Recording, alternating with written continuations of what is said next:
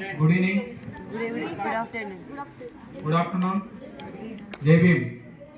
జై భీమ్ అంటే జ్ఞానం వర్ధిల్లాలి అని, అంటే ఒక జ్ఞానవంతమైనటువంటి మనకు జ్ఞానాన్ని అందించిన మహిళ,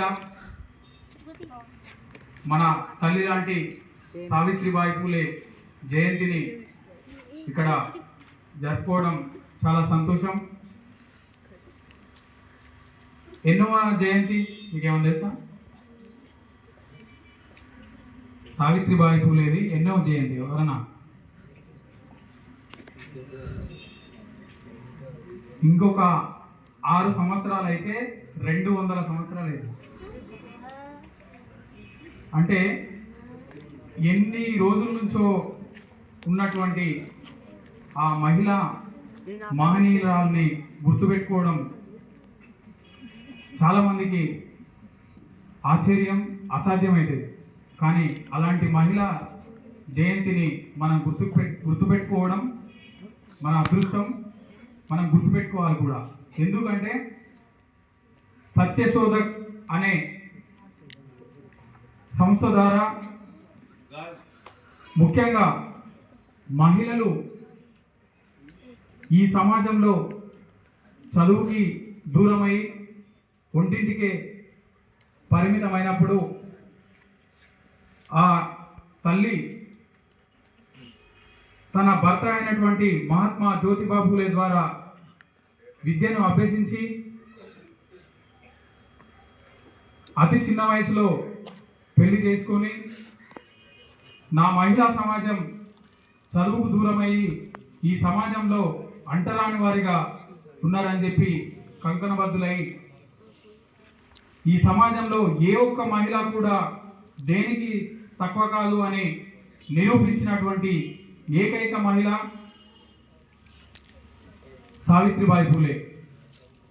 మరి అలాంటి సావిత్రిబాయి పూలే జయంతిని పురస్కరించుకొని దానికంటే ముందు ఒక మాట, మొన్న మనం క్విజ్ కాంపిటీషన్లో మన టీంల పేర్లు ఏమేమి ఉన్నాయి?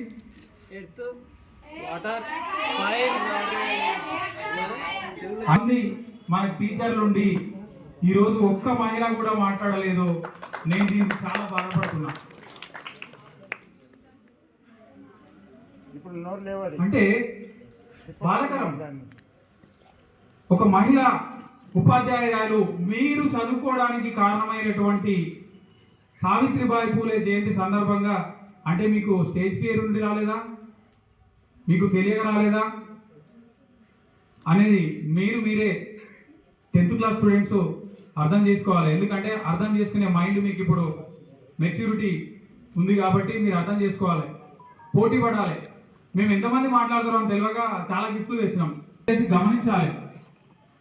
ఎందుకంటే నీకు తిండి పెట్టినటువంటి తల్లిదండ్రులను నువ్వు గుర్తు చేసుకోకపోతే, నువ్వు వాళ్ళని చూసుకోకపోతే తప్పు మీదైతే. మరి అలాంటిది ఒక మహిళలు చదువుకోవడానికి కారణమైనటువంటి మన మహనీయురాల గురించి మాట్లాడుకోవడం కొంతవరకు బాధాకరమే. మీరు నెక్స్ట్ టైం ఇట్లా కాకుండా మీరు చూసుకోవాలి. లేదంటే మన మేడమ్స్ ఉన్నారు కాబట్టి వాళ్ళని అడగాలి, మేడం మహిళా ఉపాధ్యాయుల దినోత్సవం కాబట్టి రీసెంట్గానే ప్రభుత్వం కూడా ప్రకటించింది కాబట్టి మేము ఏం మాట్లాడాలి, మమ్మల్ని ప్రిపేర్ చేయండి అని చెప్పి మీరు మేడం దగ్గరికి వెళ్ళాలి.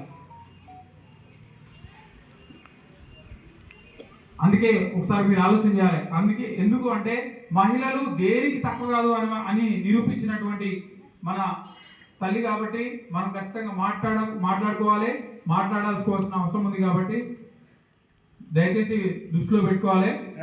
అదేవిధంగా మరి సత్యశోధక్ సంస్థ ద్వారా మీరు చదువుకోవాలని ఆనాడు రచించినటువంటి వాళ్ళు ఏదైతే మనకు అనేక సమస్యలు ఎదుర్కొని మనకు బయటికి తీసుకొచ్చిరో